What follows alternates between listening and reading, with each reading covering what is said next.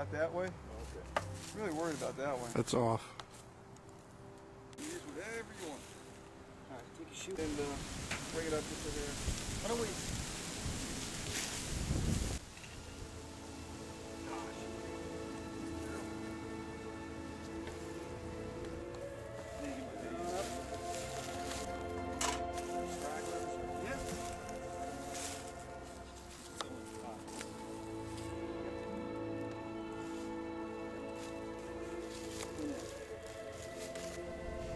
But yeah, I would highly suggest you put it on.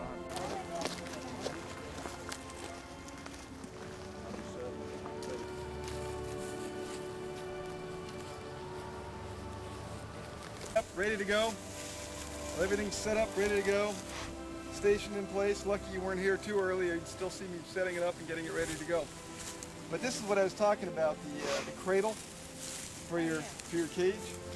Just kind of make a cradle out of wire. You can make a cradle out of a Miller can or a beer can or whatever, and you can kind of place it just like this. So you have one frame out. And it's kind of cradled queen, because if you leave this kind of bee space open, they'll build a lot of bridge comb. Okay, and this is from Beeline Apiaries. Just the top feeder. If you use these feeders, I'm telling you right now, they're typically not waterproof. So what you want to do is clean them out and then line them with some beeswax. And I have some beeswax up in the driveway if anybody gets this type of feeder. The plastic ones seem to work really nicely. These are wooden ones from some time ago. But you want to make sure that you put some kind of window screen so the bees don't fall through the slats and drown. Ted said that was a real problem with his. So let's go ahead and water.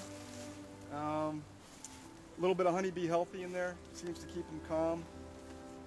But there's a couple of hitchhikers you can see that come on the outside of the box. Don't be too upset about that when you see that. Oh, thank you. So.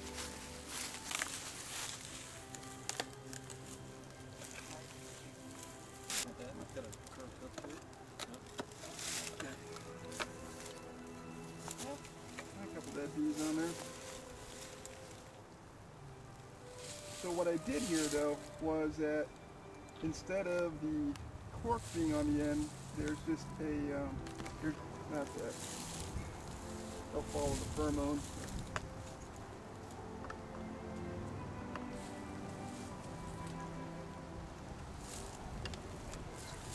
I'm going to visit you already. Sugar. Okay, so just spray them down a little bit, calm them down. Give them a quick tap. Pull your queen box out. And just put the cap on like that. Okay. So. Yep.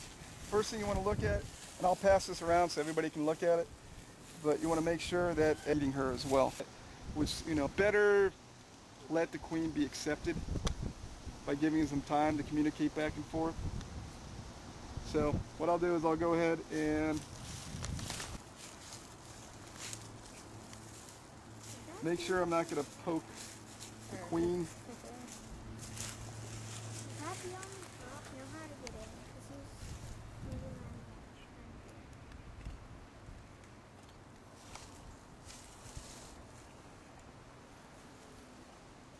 Now the problem is that with this queen cage type of install, sometimes you'll have attendant bees die. Now if you were to hang the cage like this inside of your hive and one of the attendant bees die, your queen will never be released because they won't chew through that, through that worker to release that bee. So when you're installing a package with queens with attendants, you don't feel like taking the attendants out. You'll go ahead and do it the way that we're doing it right now by just kind of cradling it in there. Make sure that it's not flush with the top of the screens. It's a little bit recessed.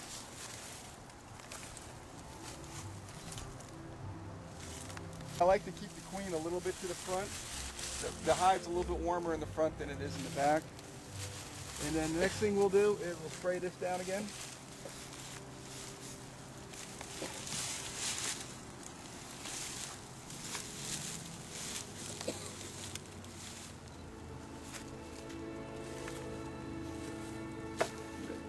Gentle wrap.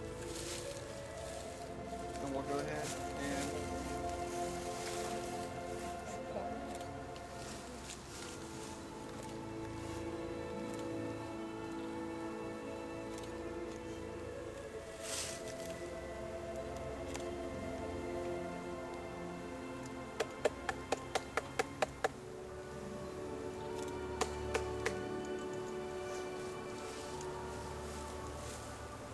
a lot of bees in there.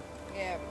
About how many is in a package? Yeah, they It varies? typically shake about 3 pounds in a package. And then whatever bees don't want to come out, you can give them a couple taps.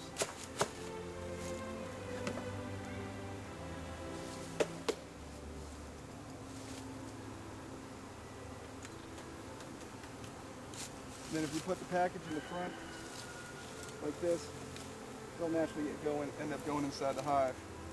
Now another thing you can do is you can remove a lot more frames than I did. You can remove some frames over here. Why would you? Just to give them a little more time to settle down. Because one thing you want them to do is you don't want them to drift. You don't want them to drift to a rotation because they've been in my basement bathtub for the past day or so. So you get them inside. Yeah, you can do it with the glove. Go ahead. Are they like just as one now? And you can see, you can also see by the feeder that there's lots of sugar Oh, water there's a in lot there. in there, So yeah. it gives you it also gives you a good idea of how long ago it was shook. Like a day or two, right? And compared to a natural made split, a local made split. So it's important that you mark your hives. You put some kind of marker on there, call them hive A, hive B, hive C. And also note where you got your queen from and when you installed her. Go ahead and put some feed in there. You can see that this type will come right up. They're to the coming top. right up the middle, yeah. You had the, some people I know got the other kind of feeder, the frame feeders. Mhm. So those would already be in there. You just have that ready to go, Right. right? And then you can just put your top board on there, right? What? Now what is this? 1-to-1? This is 1-to-1 with Couldn't Be Healthy Okay. added to it. And then I'll just go ahead and cover on there.